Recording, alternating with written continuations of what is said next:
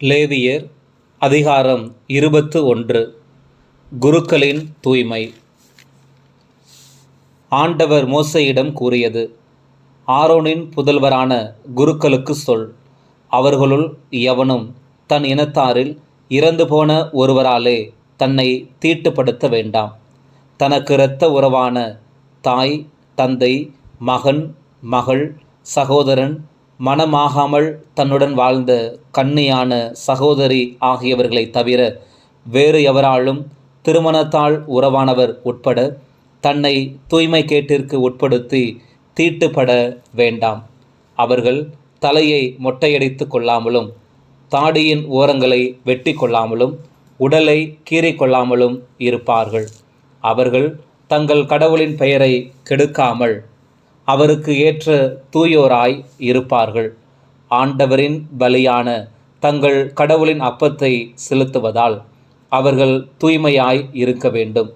விலை மாதையோ தூய்மை கேடு உற்றவளையோ அவர்கள் மனம் புரியலாகாது. கணவனால் மனமுறிவு செய்யப்பட்ட பெண்ணையும் மனம் புரியலாகாது. ஏனெனில் குரு தம் கடவுளுக்கு ஏற்ற தூய்மை உடையவராய் இருத்தல் வேண்டும். அவர்கள் தூயோர்கள், ஏனெனில் அவர்கள் உங்களின் கடவுளுக்கு உணவு படைக்கிறார்கள். உங்களை தூய்மையாக்கும் நான் தூயவராய் இருப்பதால் உங்களுக்கு தூயோராய் அவர்கள் இருப்பார்கள்.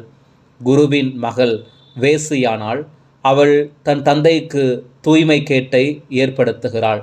அவளை நெருப்பில் சுட்டெரிக்க வேண்டும். தலையில் திருப்பொழிவு எண்ணெய் பார்க்கப்பட்டு குருத்துவ உடை அணிந்துள்ள தலைமை குருவாகிய உன் சகோதரன் தன் தலைமுடியை மூடிக்கொள்ள வேண்டும். தன் உடைகளை கிழித்தல் ஆகாது. எந்த பிணமானாலும் அது தந்தையுடையதாயும் சரி, தாயுடையதாயினும் சரி, அதன் அருகில் சென்று அவன் தன்னை தீட்டுப்படுத்தி கொள்ள வேண்டாம். தூய கூடத்திலிருந்து வெளிவராமலும் தன் கடவுளின் தூயகத்தை இழிவுபடுத்தாமலும் இருக்க வேண்டும். ஏனெனில் அவனுடைய கடவுளின் திருப்பொழிவு எண்ணெய் தாங்கும் சிறப்பு அவனுக்கு உரியது ஆகும். நானே ஆண்டவர். கன்னி பெண்ணையே அவன் மனம் புரிய வேண்டும். அவன் கைம்பெண்ணையோ, மனமுறிவு பெற்றவளையோ, கற்பொழுக்கம் அற்றவளையோ, விலை மாதையோ மனம் புரியாமல் தன் இனத்திலுள்ள ஒரு கன்னி பெண்ணையே மணக்க வேண்டும். தன் வழிமரபை இரத்த கலப்பற்றதாக பாதுகாக்க வேண்டும். ஏனெனில் நானே அவனை தூய்மையாக்கும் ஆண்டவர். ஆண்டவர் மீண்டும் மோசேயிடம் கூறியது: நீ ஆரோனிடம் கூற வேண்டியது: உன் வழிமரபினரில் உடல் ஊனமுற்றவன் தன் கடவுளுக்கு உணவு படையலை செலுத்துதல் ஆகாது. உடல் ஊனமுற்றவன் எவனும் அருகில் வரவேண்டாம். பார்வையற்றவன், முடவன், சீர்குலைந்த உடல் உடையவன், கால் கை ஒடிந்தவன், கூனன், குள்ளன், கண்ணில் பூ விழுந்தவன், சொறி சிறங்கு உடையவன், அன்னகன் எவனும் வேண்டாம்.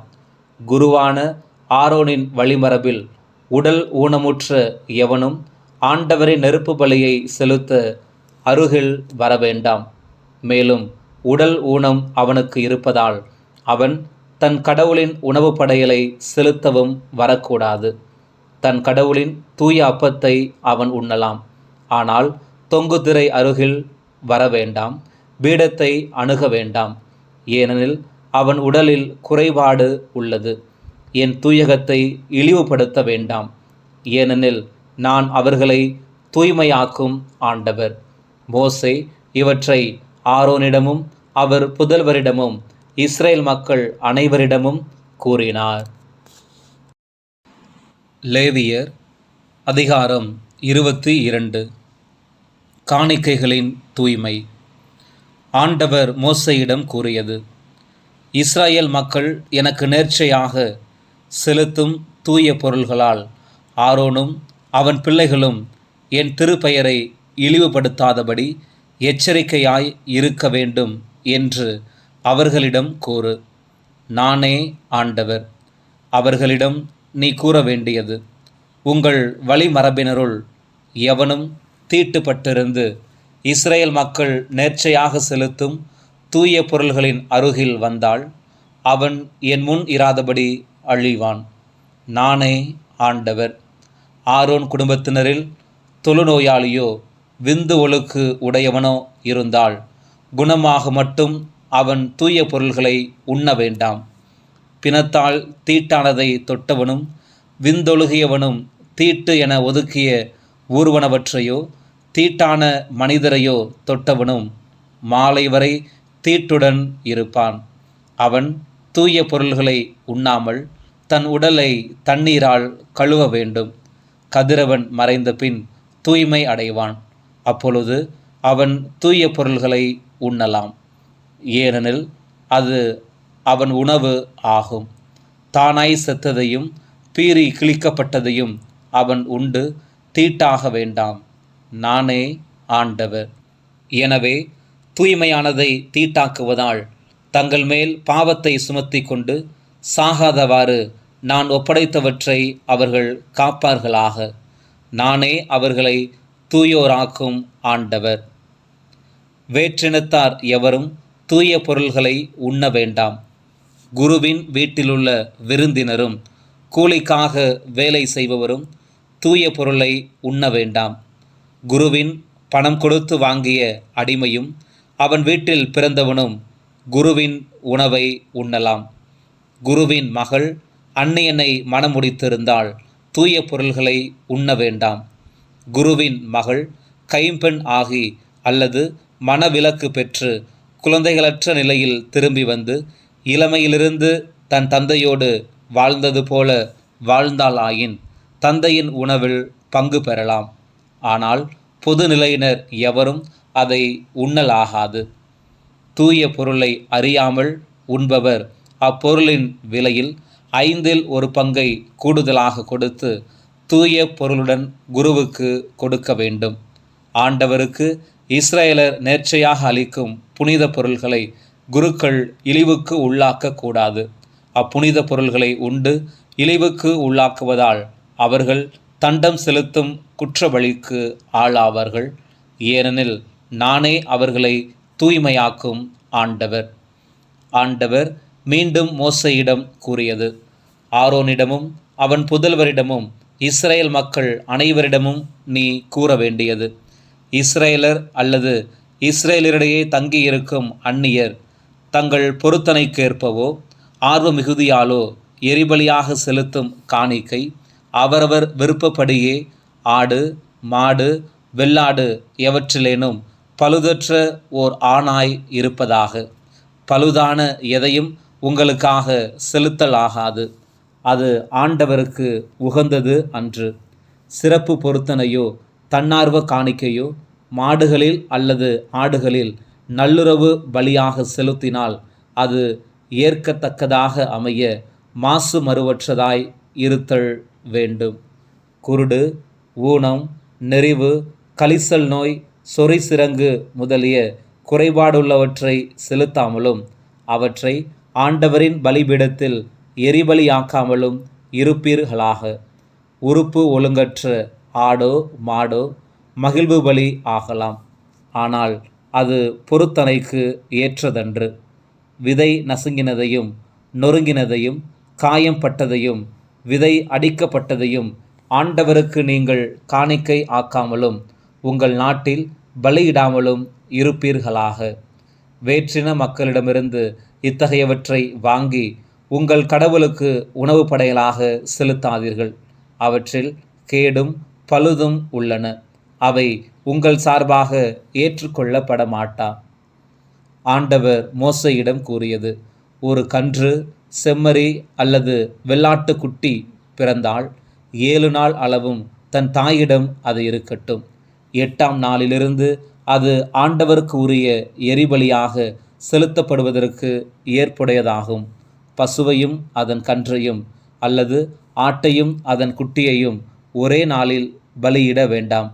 நன்றி பலியை ஆண்டவருக்கு செலுத்தினால் அது உங்கள் சார்பாக ஏற்று தகுந்ததாக இருக்கட்டும். அன்றே அது உண்ணப்பட வேண்டும். விடியற் காலை வரை அதில் ஒன்றும் மீதியாக இருக்க வேண்டாம். நானே ஆண்டவர். என் கட்டளைகளை கடைபிடித்து அவற்றிற்கு ஏற்ப ஒழுகுங்கள். நானே ஆண்டவர். இஸ்ரேல் மக்களிடையே நான் தூயவராக கருதப்படுமாறு என் திருப்பெயரை இழிவுபடுத்தாதிருங்கள். நானே உங்களை புனிதர் ஆக்கும் ஆண்டவர். உங்களுக்கு நான் கடவுளாயிருக்குமாறு உங்களை எகிப்தினின்று அழைத்து வந்தேன். நானே ஆண்டவர்.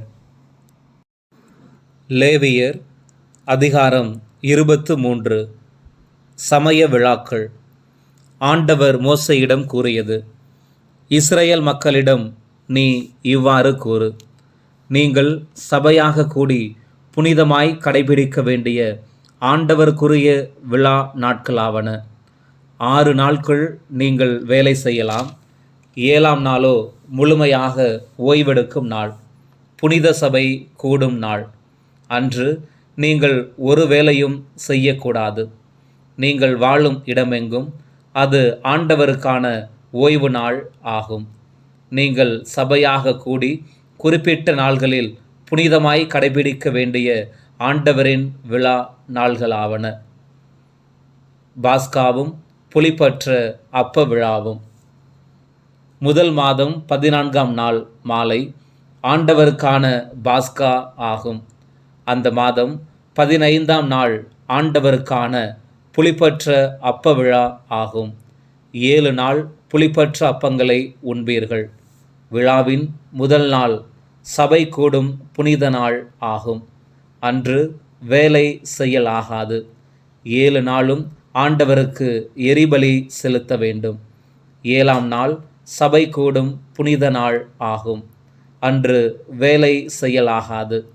ஆண்டவர் மோசேயிடம் கூறியது: இஸ்ரேல் மக்களிடம் நீ சொல்ல வேண்டியது: நான் உங்களுக்கு கொடுக்கும் நாட்டில் நீங்கள் வந்து அறுவடை செய்யும்போது அறுவடையின் முதல் விளைச்சலான ஒரு கதிர்கட்டினை குருவிடம் கொண்டு வர வேண்டும்.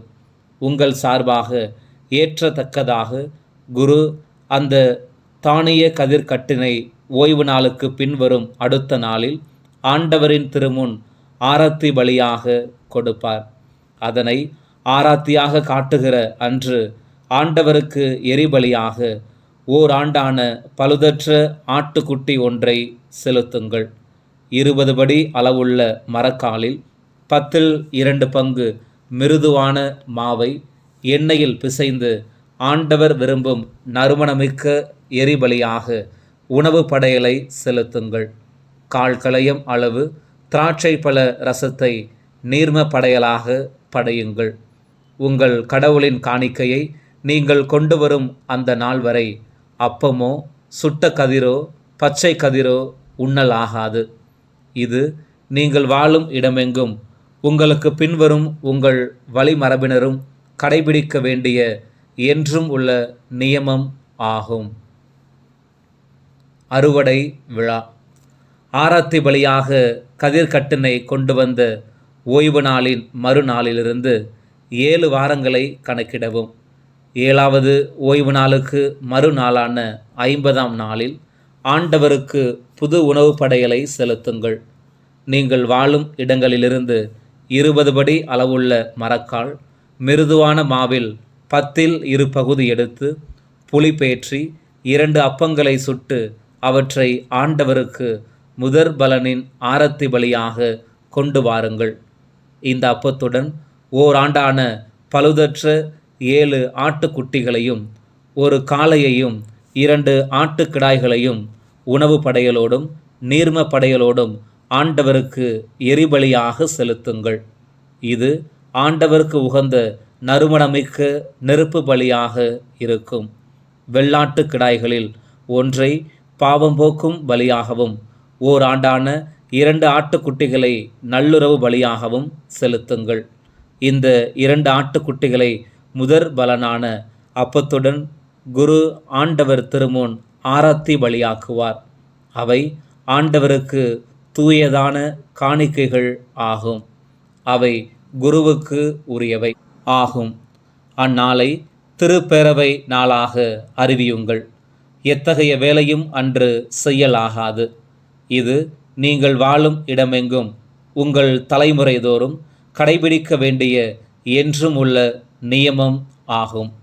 உங்கள் நாட்டில் நீங்கள் அறுவடை செய்யும் போது உங்கள் வயலோரத்தில் இருப்பதை முற்றிலும் அறுத்து விடாமலும் சிந்தி கிடக்கும் கதிர்களை பொறுக்காமலும் இருங்கள். அவற்றை எளியவருக்கும் அந்நியருக்கும் விட்டுவிடுங்கள். நானே உங்கள் கடவுளாகிய ஆண்டவர். புத்தாண்டு விழா. ஆண்டவர் மோசேயிடம் கூறியது: நீ இஸ்ரேல் மக்களிடம் கூறு, 7ஆம் மாதம் முதல் நாள் உங்களுக்கு ஓய்வு நாள் ஆகும். அதை திருப்பேரவையாக கூடி எக்காளம் ஊதி கொண்டாடுங்கள். எத்தகைய வேலையும் அன்று செய்யாமல் ஆண்டவருக்கு நெருப்பு பலி செலுத்துங்கள். பாவ கழுவாய் நிறைவேற்றும் நாள். ஆண்டவர் மோசேயிடம் கூறியது: அந்த 7ஆம் மாதம் 10ஆம் நாள் பாவ கழுவாய் நாள் ஆகும். புனித சபை கூடும் நாள் ஆகும். அன்று நீங்கள் உங்களையே தாழ்த்தி கொண்டு ஆண்டவருக்கு எரிபலி செலுத்த வேண்டும்.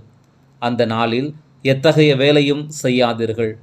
ஏனெனில் அது கடவுளாகிய ஆண்டவரின் திருமுன் உங்களுக்காக பாவ கழுவாய் நிறைவேற்றும் நாள் ஆகும்.